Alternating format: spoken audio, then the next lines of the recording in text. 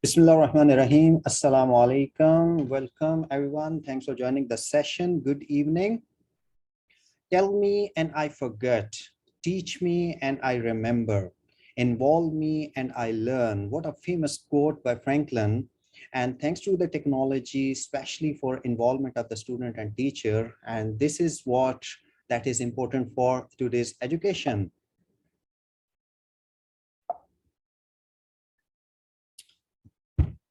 I'm Shakeel Ahmed, and I'm from Training Department of Deanship of E-Learning and IT, Jazan University. I'm here to discuss about teaching guide, course planning, and research. One of the most important topic. We are middle of the first semester, and most of the teacher already know about teaching guide and how they can plan the course and how they are doing the research. But in this training session, I will try to make it possible that how you can use the technology, and by using the technology how you can improve your course planning and why this course planning is important. Especially everyone understand, and this is a really necessity to understand that pandemic that accelerated changes in the education system. The spread of COVID-19 has led the closure of educational institutions all over the world. Such closures enhance the development of the online learning environments within those institutions so that learning would not be interrupted. So during the pandemic, we understand that how important is the technology and how important is computer and how important is internet. Combination of the computer and internet, we got some solutions during the pandemic. So in the modern teaching methodology, computers are used actively in education to improve the quality and learning outcomes. Teachers can use audio, video, graphics, and there are multiple options they can use through computers to prepare lesson and lesson plans and many more. Planning is key to successfully implement the innovative components into your course. And this is especially true for e-learning and blended learning courses as well.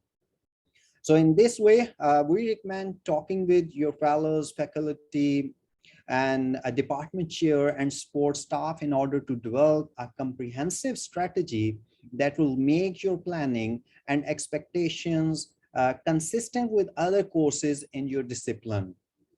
So what is actually course planning? That is basically being able to plan well is one of the key skill that a teacher need to have it. It involves being able to imagine what is going to happen in the classroom and to make choices based on this imagined experience. But that's not all. Planning also involves the ability to zoom out. What is zoom out? Zoom out means to see the bigger picture and know how a 2-hour lesson fits into a 100 hours course. But it also involves the ability to zoom in. What is zoom in? And work, like you have to work out the mechanics of how a 15-minute activity will work the best.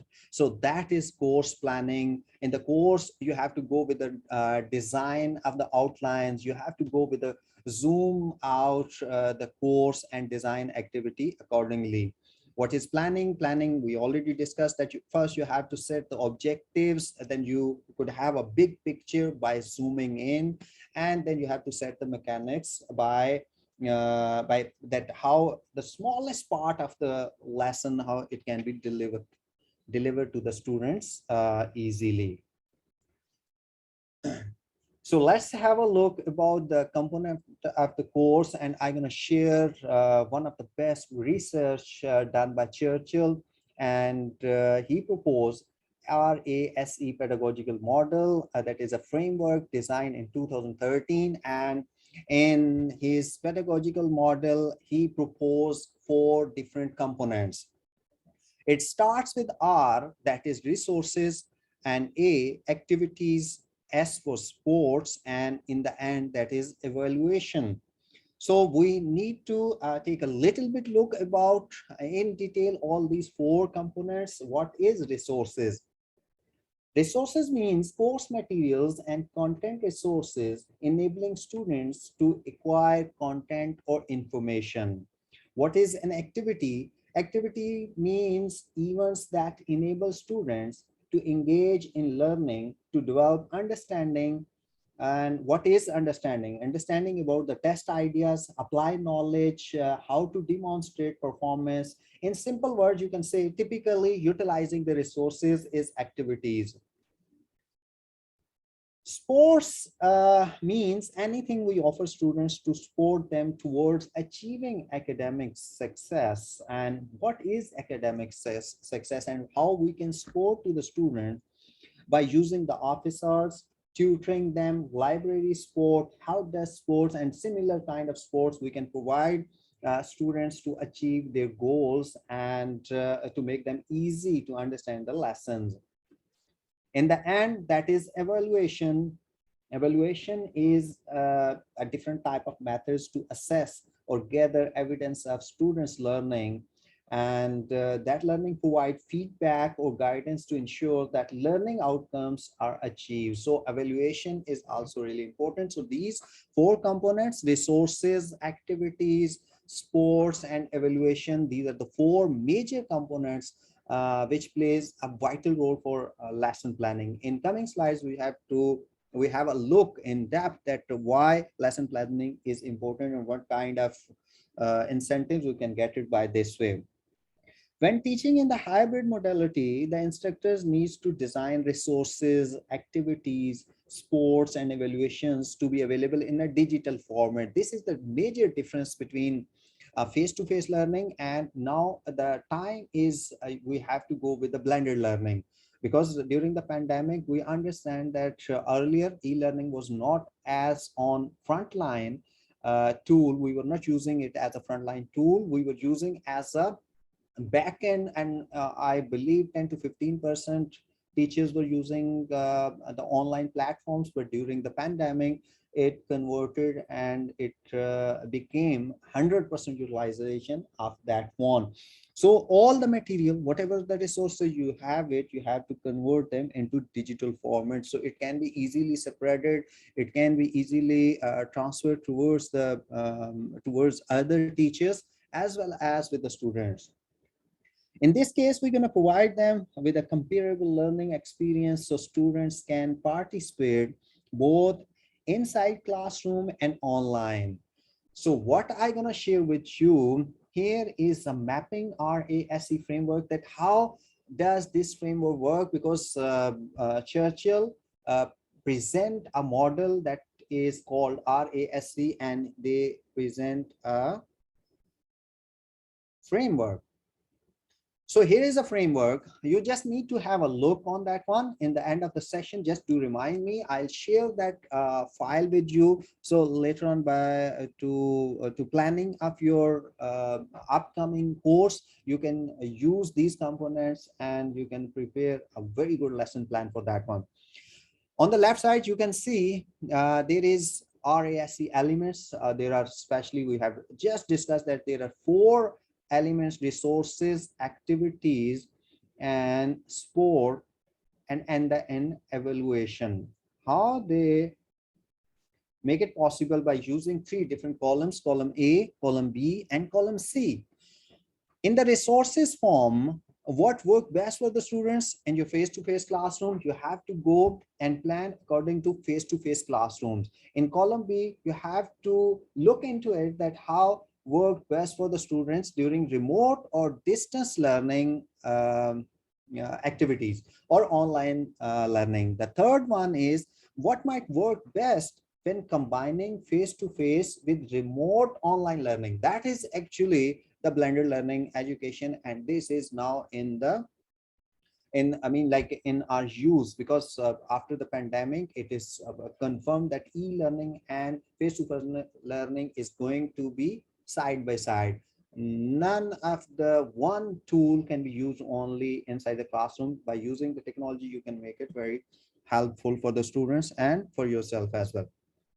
So what you have to do with the resources, what is resources? Class notes, printed form of the copies, and whiteboard notes and demonstrations, modeling, etc. All these are called resources. Column 1, list the resources available to students in your face-to-face course. During the planning, you have to list it down all the resources which you're going to provide to the students during your face-to-face class. So similar ideas, list ideas for alternative.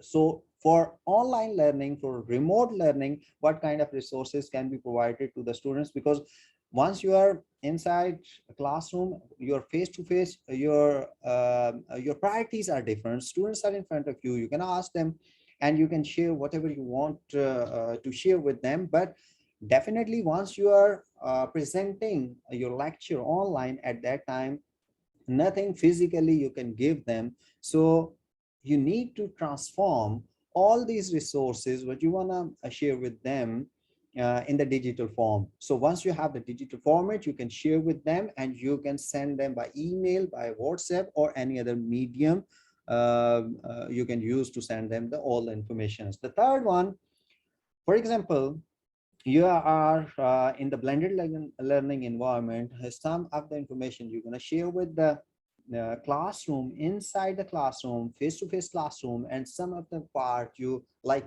assignments or quizzes, you're sending them online and you are asking them and directing them to attempt all these quizzes and assignments online or in the LMS.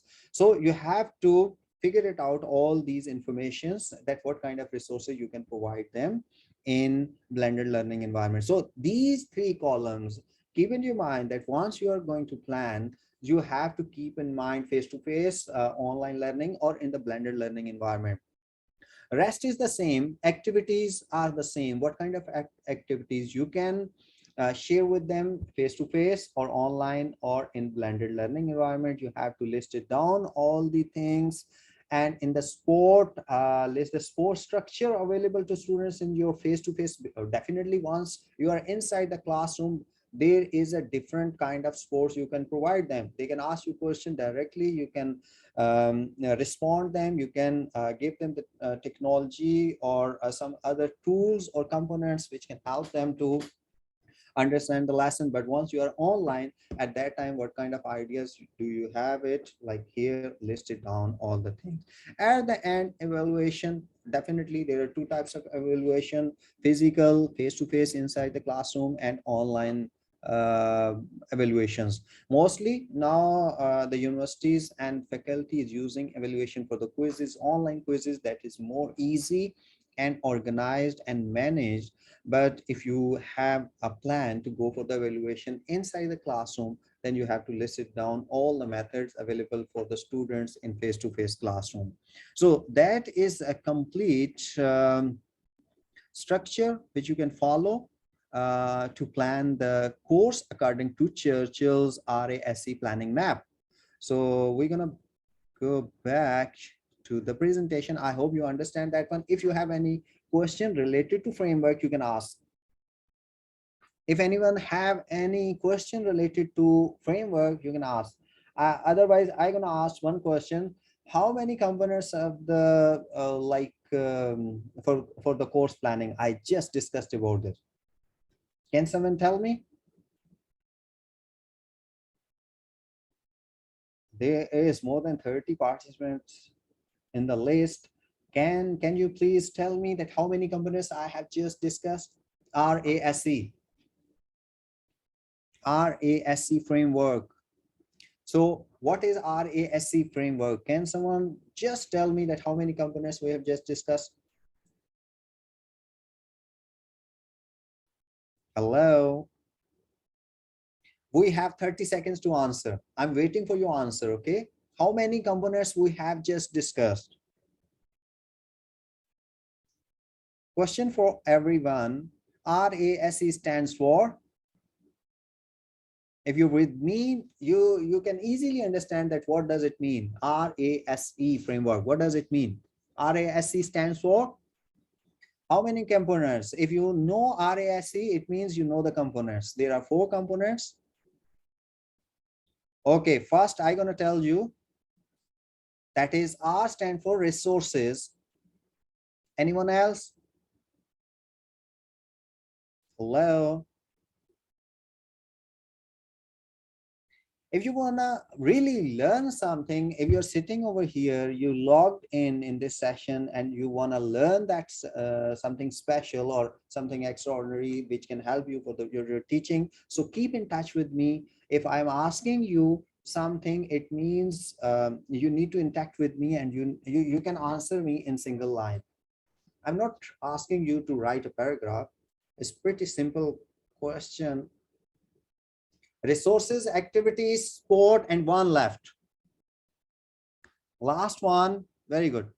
Dr. Mahajabeen, resources, activities, sport, evaluation. That's great. Anyone else? RASE stands for?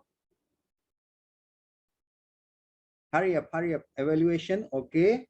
Dr. Ramaya, evaluation, fine. What other activities? Please write it down, everyone, so it would be good. RASE stands for? R stands for sports, A stands for activities, S stands for sports, and the last one is E stands for evaluation. Great. Sport, evaluation, activities, resources, done. That's great. Okay. Okay, I'm gonna move on the next slide. How do we create a course plan? There are 5 steps to create the course plan. That is pretty easy. I'm not going to be in detail. That is course description from the academic calendar. You have to take the description from your academic calendar, and then you can schedule all the activities. You need to set the goal, course goals, what goals you want to achieve by end of this course, and student learning objectives. Surely objectives and outcomes are the major part of any course evaluation or course planning.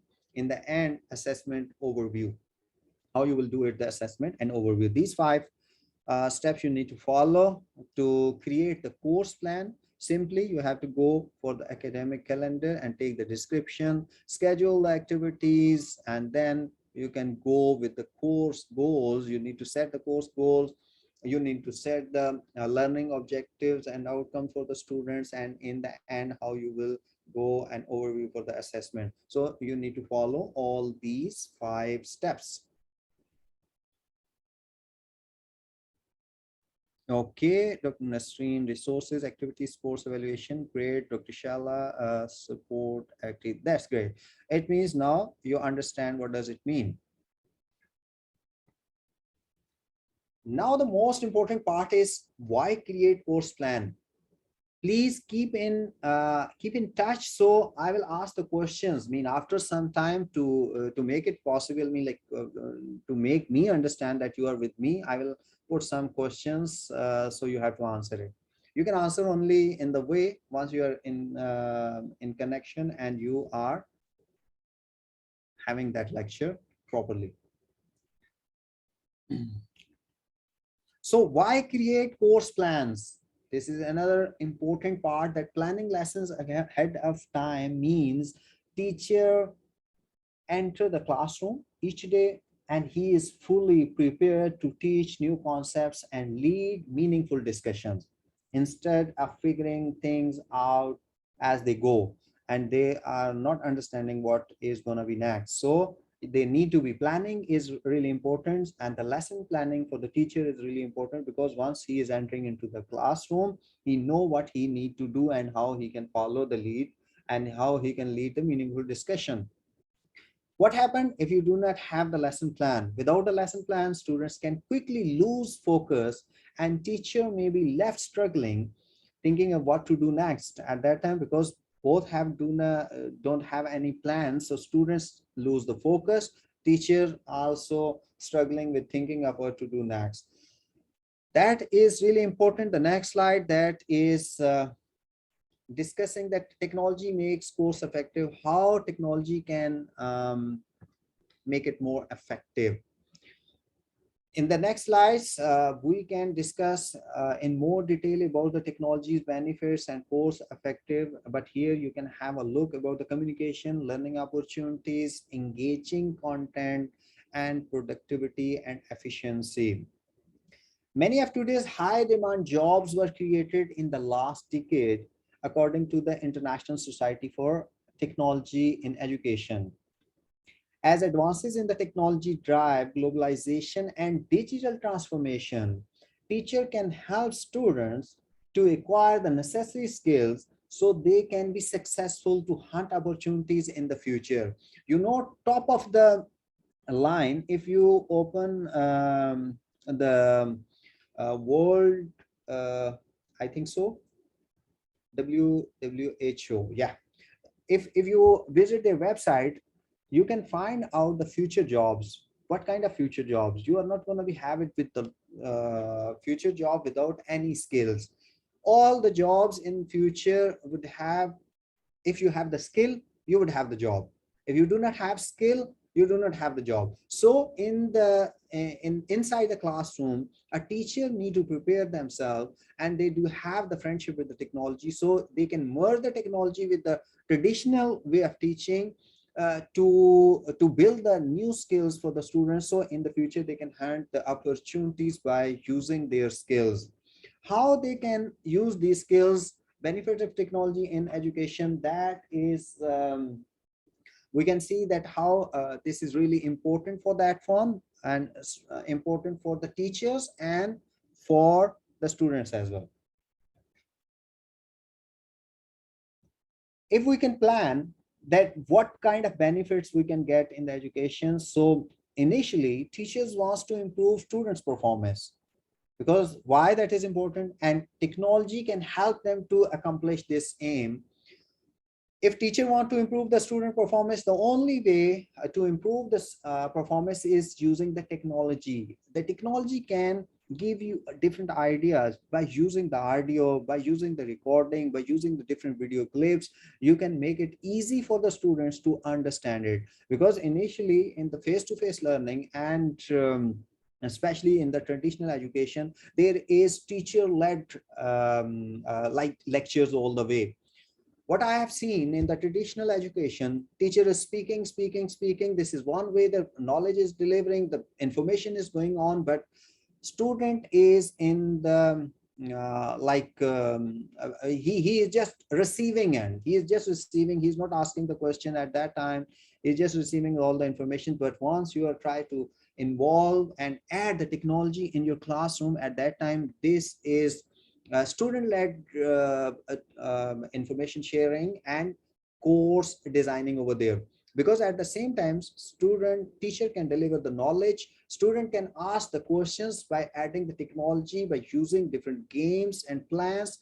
There is one small video clip in coming slides that would help you to understand that how technology can be used inside the classroom, because we will discuss, and in last presentation I already discussed that new generation is basically digital immigrants, but being a teacher, we are digital migrants. So how you can cover up this all the way, I mean, like this distance between the digital immigrants and digital migrants, that will discuss in coming slides. So increased collaboration and communication is really important, and you can do it by using the technology. Personalized learning opportunities and curiosity driven by engaging content. What kind of content you can engage them, and you can increase their curiosity to learn something new. In the end, improve teacher productivity and efficiency. How we can do all these things? By using initially we have to discuss about increased collaboration and communication. The World Economic Forum reports that while technology can helping young students learn and acquire knowledge through play, by playing they can increase the knowledge. For example, evidence suggests that Learning is more effective through guidance from an adult such as a teacher. If teacher is guiding to the students and student is learning in the form of different kind of game playing or different kind of activities using the technology, they can learn in a better way. Educational technology can foster collaboration. What kind of collaboration? Not only can teachers engage with students during lessons, but students can also communicate with each other. This is the best way that teacher is making collaboration with the students, and students are making collaboration with the teacher and with the colleagues, with the student as well. So by discussion, they can have more learning opportunities. Through online lessons, how? Using the online lessons and learning games, students get to work together to solve problems. Because now technology can offer you different type of games and different type of activities which can challenge the students to learn new techniques of problem solving techniques. So if you challenge them using the technology, I think they can perform, they can have more good performance over there. Though online lessons and learning games, students get to work together to solve problems. In collaborative activities, students can share their thoughts and ideas and support each other. At the same time, technology enables one-on-one interaction with teachers.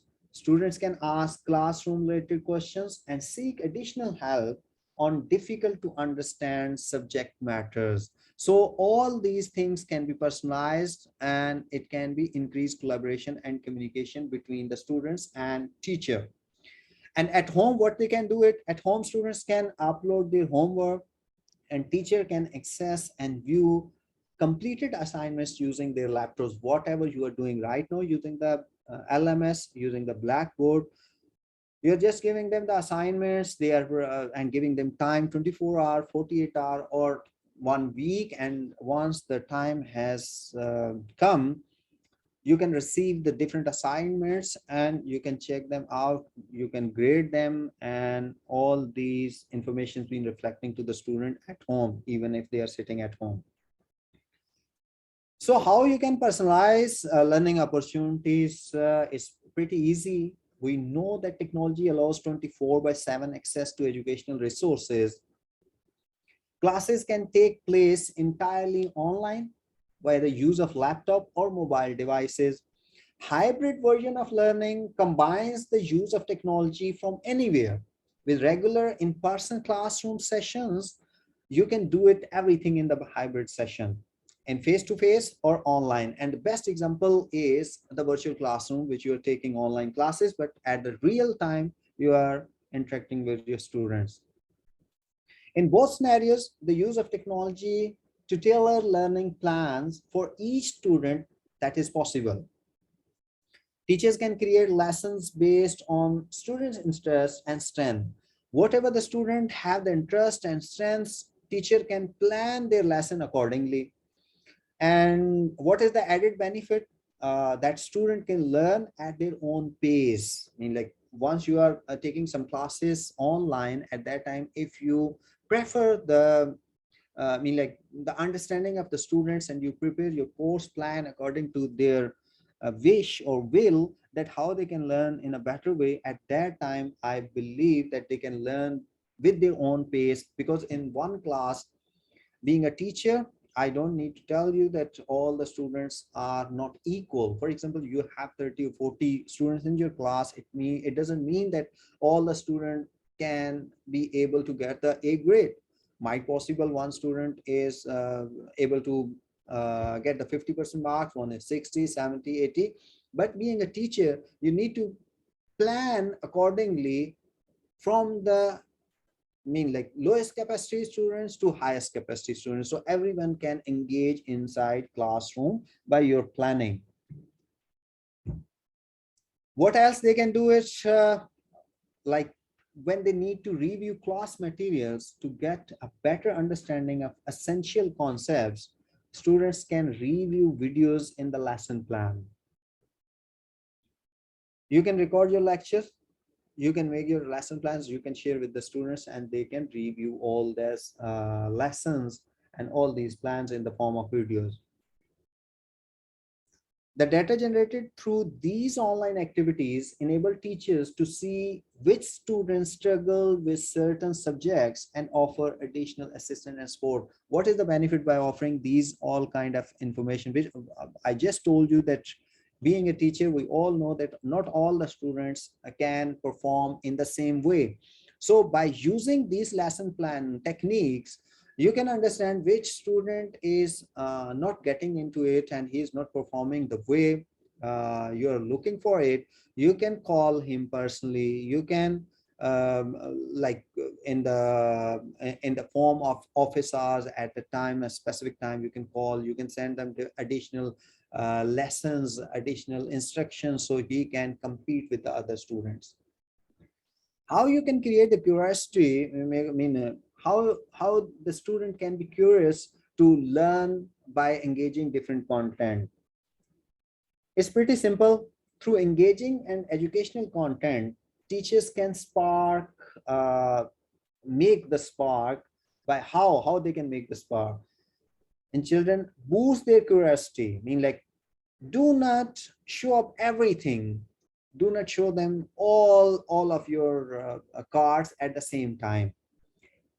Throughout the class, they do have the curiosity that what coming next. So this will help students get a better understanding of math and reading concepts. Creating engaging content can involve the use of augmented reality, AR, different type of videos or podcasting. All these type of techniques, you can use it to engage them with different type of contents. You can share with them the different type of games. You can share with them the AR type of videos, augmented reality. You know, now this is possible, pretty easy, and different software is available. You can prepare by yourself or you can download from the internet easily. Some kind of videos which can make enhance their knowledge as well as curiosity, that okay, fine, we have understand this in this lesson and what coming next. So for example, when submitting assignments, students can include videos or interact with students from across the globe. You can ask them, you can give them the assignments, and you can give them the freedom to share the video in the form of videos. For example, they can record their assignments in the form of videos and they can send you. And there is psychologically, there is a fact that a human being can have more understanding in the form of visual effects instead of the listening. For example, if he or she is listening, might possible only 30% information he can keep in her or his mind. But if he has the visual impact, might possible 70 to 80% information can keep in their mind, because visual effects can retain in the mind for longer time and a more easy to understand all these things.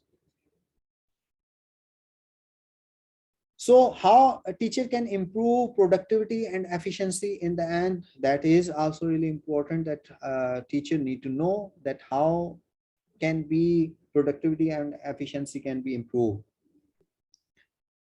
Teacher can use technology to achieve new levels of productivity, implement useful digital tools to expand learning opportunities for students, and increase student support and engagement. But how? It also enables teachers to improve their instructions and different type of methods and personalized learning. And this type of learning, schools can benefit from technology by reducing the cost of physical instrument or materials, or enhancing educational programs efficiency. By using the technology, now it's too easy to perform some kind of labs even inside the classroom. Instead of bringing all the costly equipment inside the lab and give to the students, and there is a chance of breakage or damage, or there is I mean, like a huge loss can be done over there. Instead of that, you can go with some kind of simulations, and simulations are much more easy to understand for the student instead of the physical instrument or all the components available inside the lab. So using different type of softwares, using different type of videos, You can save the money for the institution, for the school, for the university, and for the management, and you can have more better understanding for the students by using these kind of different softwares inside the classroom instead of the physical instrument. So this kind of techniques making the best use of teacher time. Why? By using the simulation, how a teacher can have a better time? Can teacher save the time? Can you answer, please? I have a one question. By using different simulations, teacher can perform in a better way, or by using the physical instrument, you can have understanding, you can develop understanding for the students in a better way.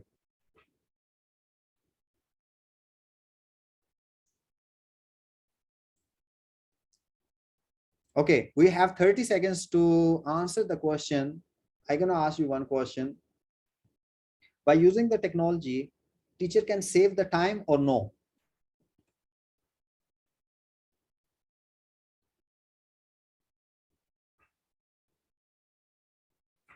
It's good.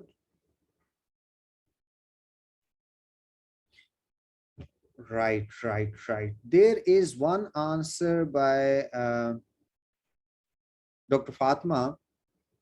I suppose physical demonstration is important, no doubt. I agree with you that the physical demonstration is really important. But right now there are different type of softwares available, simulation softwares available. They can perform like you are performing in the real time. So you can show them the physical instrument, but you can give them an idea by using these softwares to perform, and there is no chance of any loss of the equipment. Right. Kahoot. Yes, this is one of the good platform and software to use for that one. Okay. So here I have a small clip. I'm going to share with you that how to use technology in classroom. But first, you need to listen about that one, that how technology is important. Everyone understand, being a teacher, being a technology expert, that it's hard to deny that computers have taken a permanent role in modern society. From the smartphone in our pocket to the smart devices controlling our appliances at home, and everything in between, computer technology is everywhere. It should come as no surprise that use of computers in education has completely transformed traditional education. Why it transformed? The reason behind: computers in the classroom have multiple benefits for both students and their teachers. So have a look on this video and then we will discuss.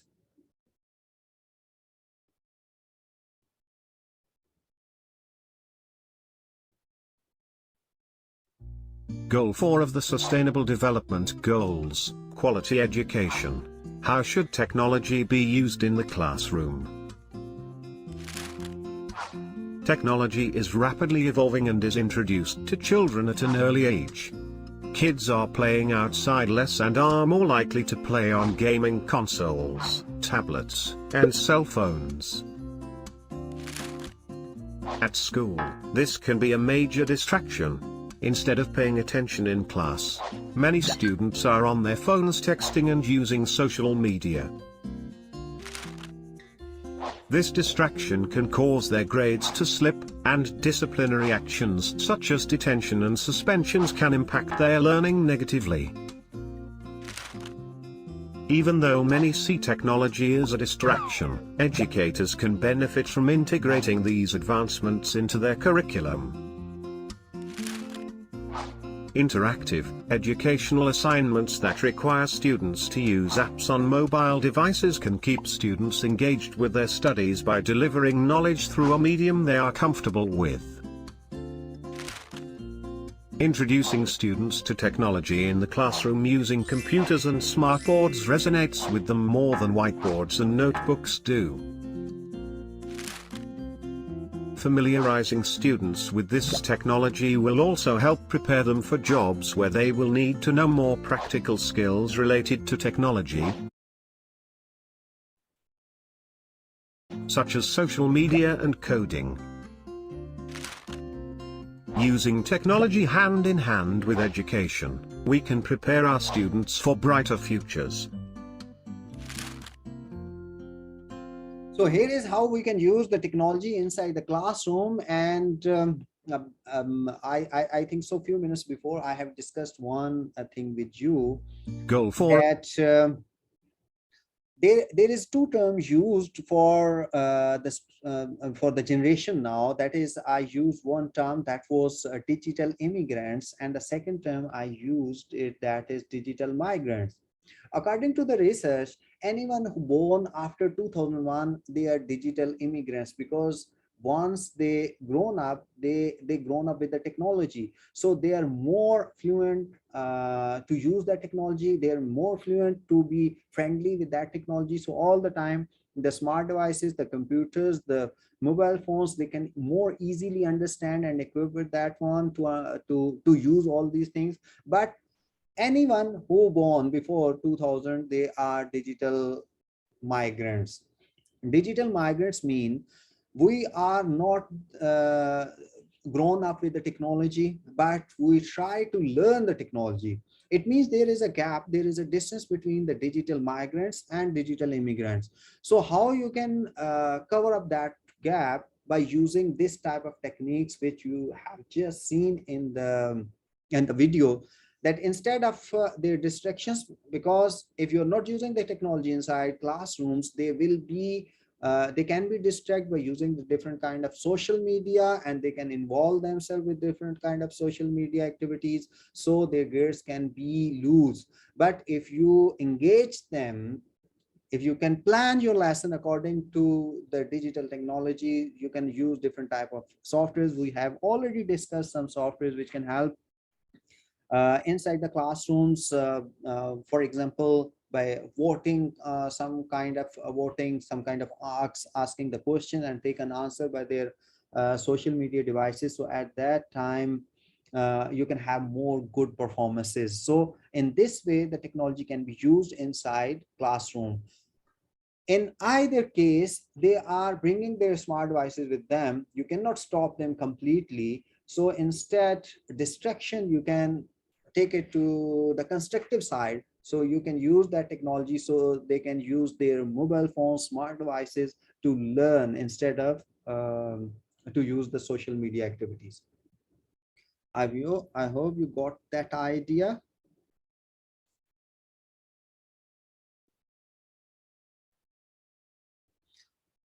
Okay, what next? How to structure the online courses?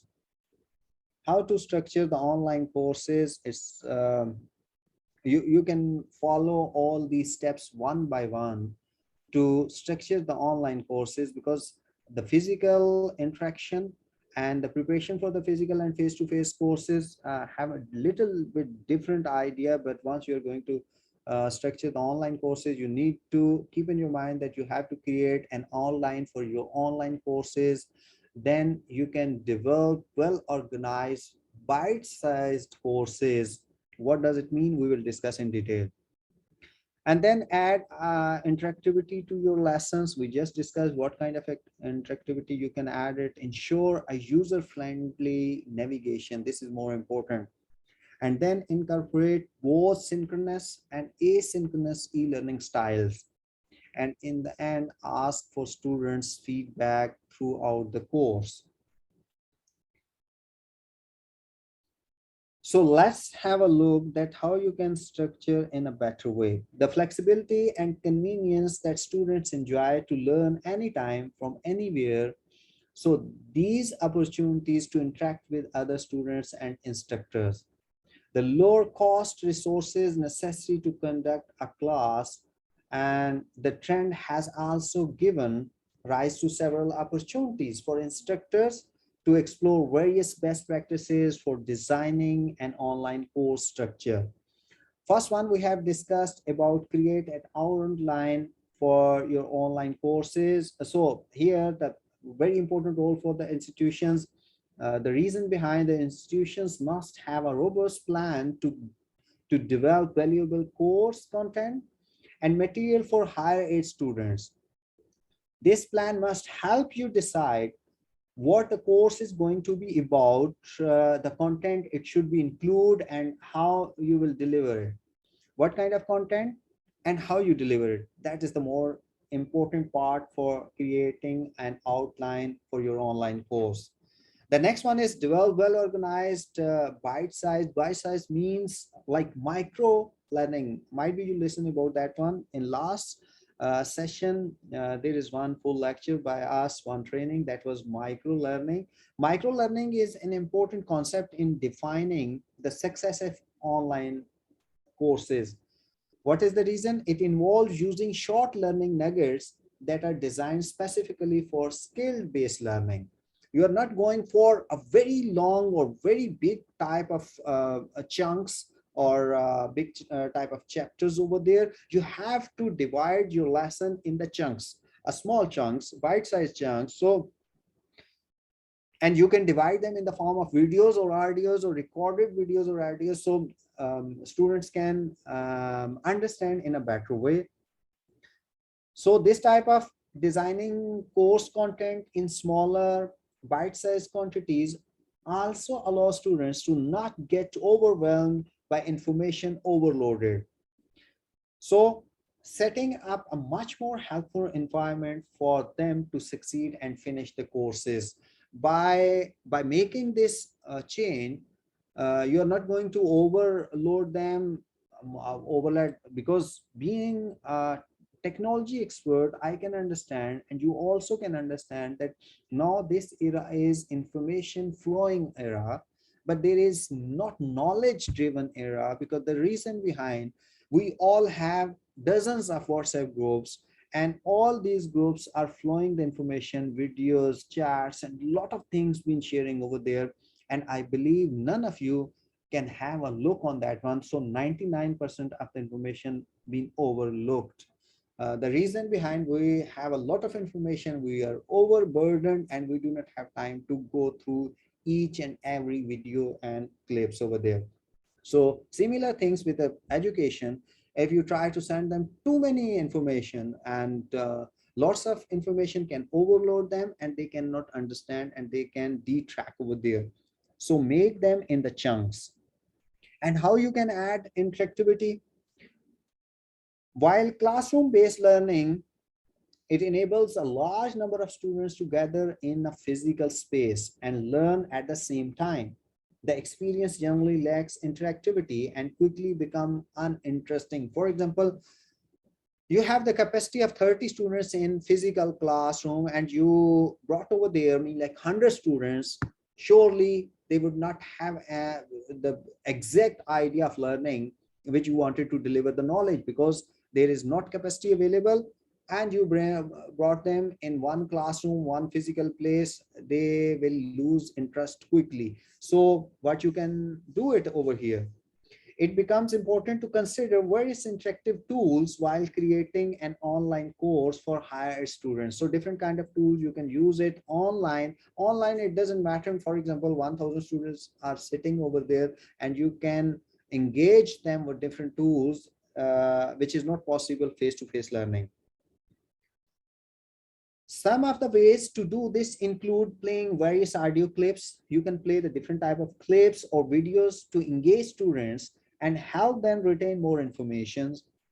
And apart from this, you can also incorporate live quizzes in the lessons to assess your students' knowledge. Live quizzes, how it helps. Like, I throw the question towards the audience, I just need to check either they are with me or not. For example, I asked you the question in start. At that time, you were not interacted with me. But later on, when your mind start working, that there can be some kind of quiz or questions can be arise from the speaker. So you are more interactive with me right now than in the start of the session. So similar thing can be happen with the students. For example, during the class, if student have in their mind that teacher can ask for the quiz at any time or at any like the phase of the lecture. For example, you have 50 minutes lecture. At the time of 15 minutes, you can pop up one quiz. so they can be interacted with you for all the 50 minutes. But if you are just sharing the information, just sharing the videos, and I mean, you're just teaching over there and not trying to interact with them, at that time they can lose their interest over there. So this is the best way to make connection with them. As an instructor, you need to remember that every student has a different learning style, and the course you design should appeal to all of them. Earlier we have discussed that being a teacher, this is our understanding that not all the students can perform in a similar way. So what you have to do, your course need to help them, and to help them to appeal all the students in a similar way. There should be something for everyone, very easy topics and difficult topics. For example, a weak student can appeal with the smaller and chunks type of the topics and easy topics. On other hand, if someone is extra smart, they can have their type of interest over there. So what will happen, it helps instructors assess learner understanding in real time, so allowing them to effectively measure both learners' success and course effectiveness as a whole. You can do it all the thing as a whole. So at the end, ensure a user-friendly navigation. That is also important in the online courses, that online learners typically enjoy more freedom and control than a traditional classroom based type of method. The reason is because they can navigate the course on their own. So they have the opportunity there of the navigation over there. So this make it important to design an online course that provides students with the right amount of freedom and control in navigation. So teacher, during the planning, keep in mind that how they have to navigate the course. So this type of idea to solve or resolve navigation related issues as early as possible and enable students to explore and experiment, while also allowing them to make their own decision based on the fixed parameters. So they can make the decisions as well. What else? How you can incorporate both synchronous and asynchronous? Do anyone have the idea what is the difference between synchronous and asynchronous studies? We have 30 seconds to answer, please. Synchronous and asynchronous, what is the difference between both of them?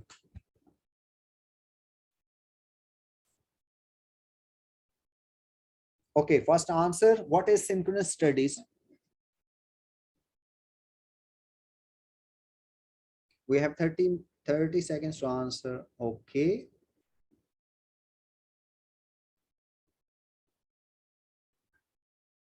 Okay, great. Right.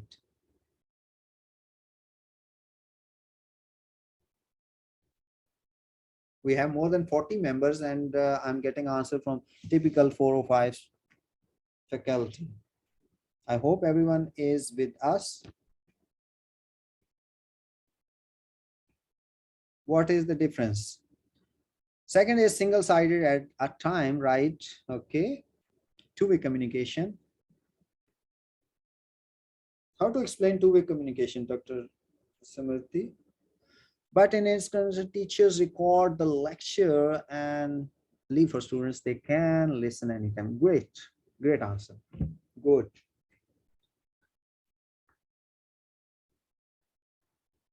Synchronous learning refers to when learning happens in real time with an instructor or facilitator leading a discussion and encouraging student participation with the subject material. And the example is your virtual classroom. During pandemic, you took all the virtual classrooms, and at that time, that was the real time learning, but that was happening online. But that is real time. Student and teacher both are available for the studies at the same times. And synchronous learning can take place either in a physical classroom or virtually. This type of learning helps students resolve their doubts and get clarity on concepts from the instructors in real time. If they have any doubts, any questions, they can ask at the same time and they can get the answer at the same time. On other hand, asynchronous learning is when students learn independently in their own time and space. What we are discussing about that sometimes some students need a time and they have their own pace of learning. At that time, you can choose a asynchronous method for the teaching. You can send them some kind of assignments, you can send them some kind of videos and give them some time, for example 24-hour or 48-hour, and then ask them, okay, you have to go through all the videos and assignments and then return back to me, and we can evaluate and you can ask me some kind of questions if you didn't understand something. So student can choose their pace. For example, they want to study at night or at the daytime, in the morning, in the evening. This is complete freedom for them, whatever, but they have 48 hours, they have to complete this task and they can return back to the teacher, and if they have any questions they can do it over there. Last one is ask student for the feedback. Feedback or assessment is really important for any kind of structuring online courses. The reason continuous improvement is very important for helping instructor to understand and develop their own skills in teaching online and adapting a course to students and specific needs and preferences of the students as well. This kind of adaptability and flexibility of online courses allow for more expensive opportunities to adjust the course structure and content based on student feedback. So on the student feedback, you can design the course in a better way, and what they're expecting from you, you can put it over there. One of the excellent ways to do this is using anonymous surveys that can help instructors to engage and understand how students and what kind of perspective may change over the time. And taking students' input and feedback is especially helpful if an instructor is new to teaching online. For example, if you are new, you do not have any experience teaching online, you can prepare a survey and send to the students, and you can take the feedback and understand what is going on, and then you can prepare your course according to them. So it allows instructors to gain valuable insight into various challenges that may arise for students during online courses and address them proactively. So that's all from the structure of the online courses. I have discussed in detail, in depth, just to make you understand that how you can plan the online courses. So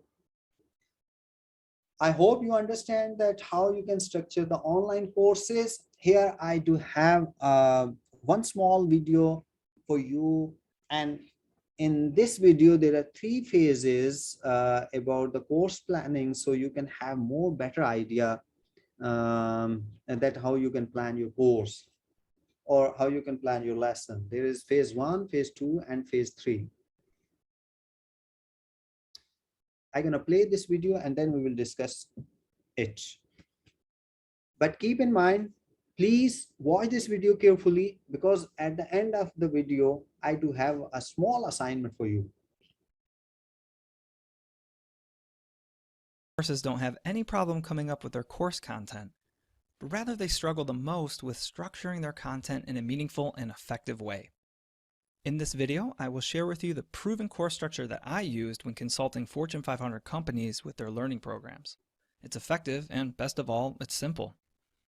Here we have a course structure, and you'll see there's 3 phases, and in phase 1 is all about baselining the learner. So you want to welcome them, but more importantly, you want to define the course objective, intended audience, and the common terms. And this is just to get everybody on the same page, so when this stuff comes up later in the course, look at the baseline. I mean, like, this is the phase 1 and this is basically baseline. And if I explain it in one line, in phase 1, in the baseline, basically you are making an argument for your course that why this content is important. and you need to focus on the current state of the course and the future state of the course. This is all about the baseline. They know what it is. Also in the baselining phase is the current state definition and the future state definition. Now the current state is just how things work today, why it needs to change. So you're defining the problems right off the bat. The future state is the desired change and the end goal, and why it matters to the learner and how life changes for the better. So you'll see in the baseline phase, you are making an argument for your course and why this content is important. And this is important for establishing buy-in from the learner. Once you've done that, you can move to phase 2, and this is where you connect the dots and you transition the learner from the current state to the future state. And you do this by presenting your content, be it in video format and text and images or infographics.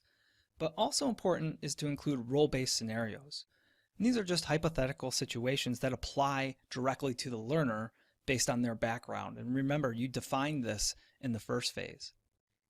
You'll also want to include case studies, which are similar to scenarios, except they're real-life situations and examples showing your content in practice.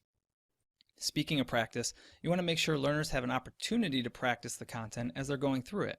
And this is done by creating safe-to-fail scenarios. So this can be like small.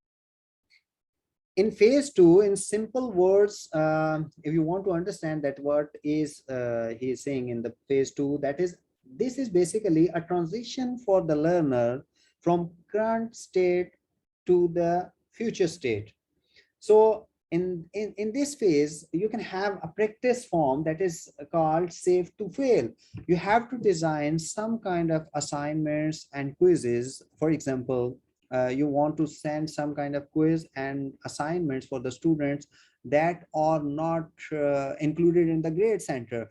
So at that time, there is more chances for the student to learn easily because there is a safe to fail option available. He or she know that if I made a wrong choice, I would not get the gradings or some kind of like the examination or evaluation. So this is safe to fail practice. You can do it. You can send them some quizzes that is not included in the grade center, so they can have more options and small assessments that can be non-graded exercises that create a safe place to fail and learn. So they can learn more easily and more effectively by this way, because they do not have fear to become a fail. Assessments, maybe 1 to 3 questions after different lessons or maybe even a case study, where it's safe for the learner to get maybe some of the answers incorrect so they can learn the content as they go through it. The third phase is about application. And you can do this a variety of ways depending on your course, but you can do it through assessments and exercises, assignments where people have to actually step away from the course and then submit something, and challenges, maybe team challenges or individual challenges.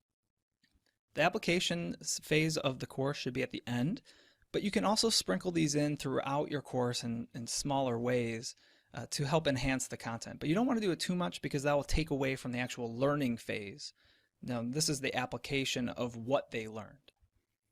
Now, in the application phase, you want to be sure to provide feedback, both peer feedback and instructor feedback. You can do this through forums, live webinars, coaching sessions.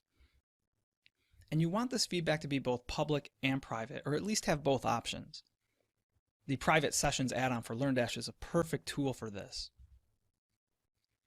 And at the end of this phase, you want to measure performance. So this can be done by a final quiz or a final assignment that you're actually grading, and the grade actually matters at this point. So in the previous section, we were having safe to fail assessments. This is where it all comes down to. And at the very end, you want to allow learners an opportunity to provide their feedback in the course and how things went, so you can make iterations. So here, phase 1, phase 2, and phase 3 course structure is defined very in a simple way. I'm going to repeat it in a single line. What is phase 1? That is basically it's a baseline, and you are making an argument for your course that why this content is important for the students. And phase 2, this is basically a transition for the learners from current state to the future state. That what is current state and what is future state we already discussed in this video. And the best option available in phase 2, that is practice, that is safe to fail. You can assign them give them some kind of assignments or quizzes which are non-graded, and students do not have any kind of fear of to become a fail, so they can attempt, they can learn more. So this kind of options you can use it. But the phase 3, that is application of the courses, this is the final stage. Phase 2, you can give them safe options to fail. But in third, this is the final preparation and evaluation and assessment from the student. So here everything gets be graded, and all these things can be done in phase 3. That's all from phase 1 to 3. I hope you understand course structure in a better way, because we discussed in a very depth, and I try to make it very simple in the form of video clip and in the form of all the information sharing with you. Now the time of an assignment for you guys. We have only 2 minutes for this assignment. Please list down everyone. At least we have around 40 participants, and I need one sentence from everyone, that what are the advantages of course planning? What are the advantages of course planning? I need one sentence from every participant, please. We have 2 minutes. Advantages of course planning. What type of advantages we do have for course planning? Please list it down. One participant, one advantage, please. Go ahead, please. We have 2 minutes. We can streamline our course effectively. Great, Dr. Shala.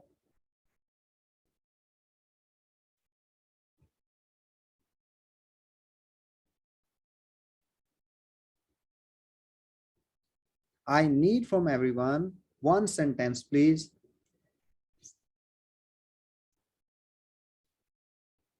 Okay, improve the students' instruction in the class. Teachers can well organize, really good. Okay, Dr. Ramaya, Dr. Azma Hussain.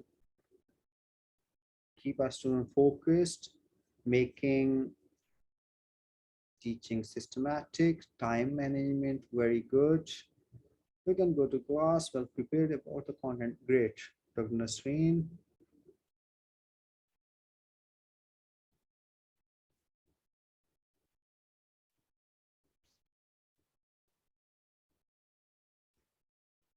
Still many participants left, please, I'm waiting for everyone. Organize the teaching content, good.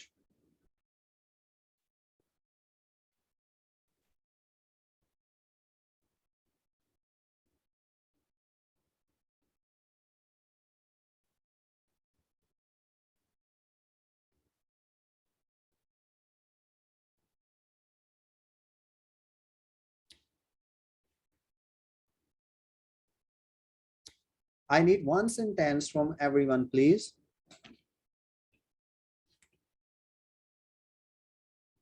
Okay, Dr. Karthik, Dr. Zahur. Okay, course planning is important in achieving your present goal, preset goals.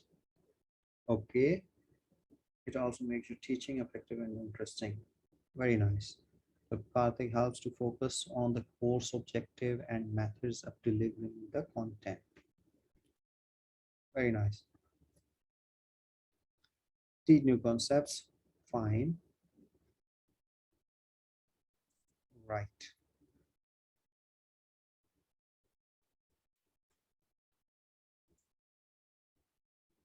Thank you very much for the participation. I am getting the answer, and I'm really happy that at least you are understanding what we discussed in this presentation. And this is actually our goal.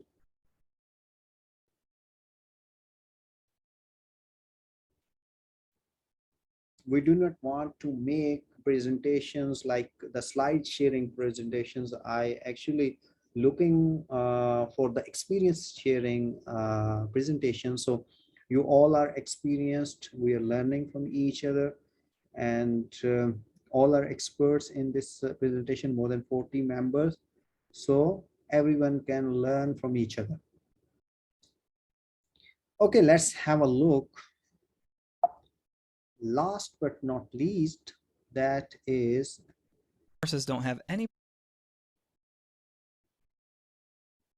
courses don't have so before jumping to the last slide, that I do have a course creation software which I need to discuss with you, that what kind of course softwares can be used for lesson planning, as we have almost more than 800 vendors available in the market for the LMS, learning management system available, and all the vendors are offering different type of facilities and interactions for the students. But normally all the platforms have the similar kind of interface, a similar kind of activities and facilitations, but their environment is a little bit different.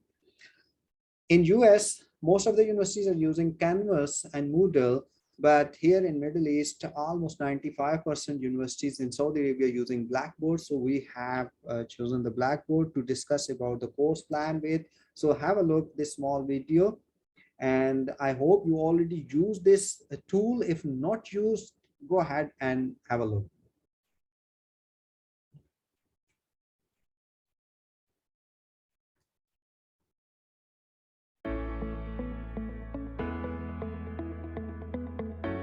A lesson plan is a container that can include instructions, objectives, and the content students need to complete a lesson. To build a lesson plan, select the course area where you want students to access the lesson plan. Point to Build Content and select Lesson Plan. Lesson plans have two tabs. Content information is where you add information about lessons, such as learning objectives. Curriculum resources is where you add items and build content, just as you would in a content area. We will begin on the Content Information tab. On the Create Lesson Plan page, type a name and description. To rename a default section, select the title, type a new name, and save.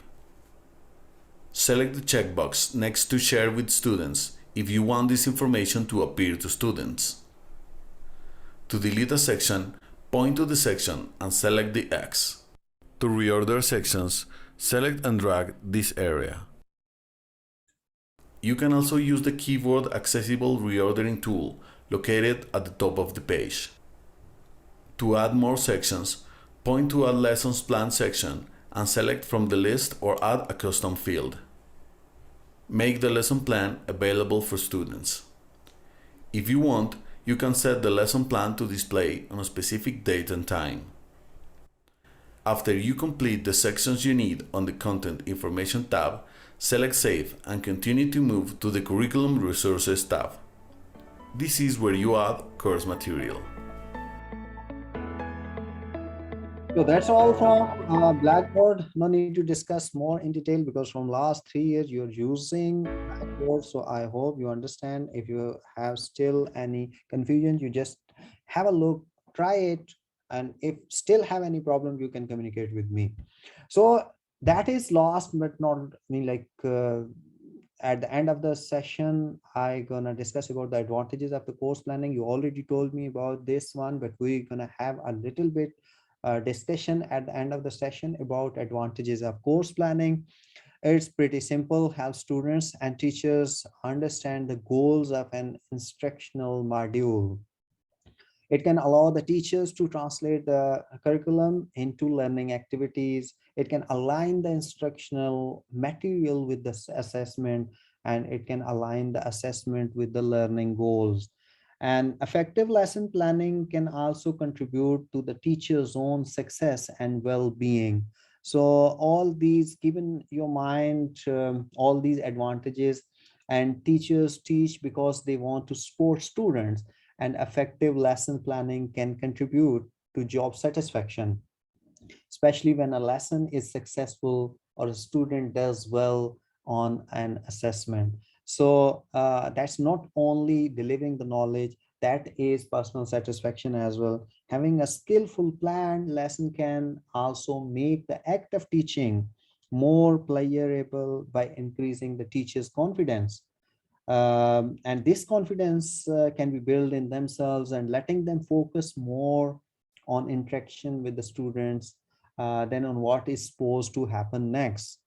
So please focus on course planning advantages, and importantly, good planning can save time by avoiding last minute efforts to buy supplies or create materials needed for a day in the classroom. I always suggest that discipline plays a major role for the success. If you are disciplined, if you have courage to maintain and organize everything well before in time, you will be successful. For example, you have 3 days to prepare and you're waiting for the last moment to start it. Definitely in hustle bustle, you can't do anything and you can't bring the results as well. And teachers can use that reclaim time for themselves or other parts of their life, increasing work-life balance. So that's all important, and all these advantages of course planning in front of you. I hope you enjoyed the session, and thank you very much for everyone. If you have any question, I'm here to listen you and I'm here to answer you. Thanks for joining, and thanks for your time.